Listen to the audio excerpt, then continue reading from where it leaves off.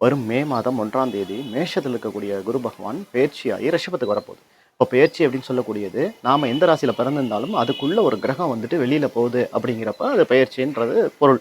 ஆனா குருவை பொறுத்த வரைக்கும் எந்த ராசிக்குள்ள அது போனாலும் சரி அதோடைய பார்வை ரொம்ப முக்கியங்க. 5, 7, 9 அப்படின்னு சொல்லக்கூடியது அதோடைய பார்வை.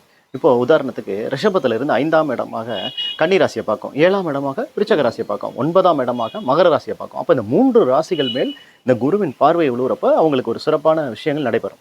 மேலும் குரு பயிற்சி அப்படின்னு சொல்லக்கூடிய விஷயம் எந்த ராசியில போய் உட்காருதோ, இப்போ ரிஷப ராசியில உட்காருது இல்லையா, உங்க ஜாதகத்துல ரிஷபத்துல குருவுடைய அஷ்டவர்க்க பரல்கள் எவ்வளவு இருக்குன்றதை கவனிக்கணுங்க. இந்த கணிதம் போட்டு பார்க்கறப்ப உங்களுக்கு இது கண்டுபிடிச்சிடலாம்.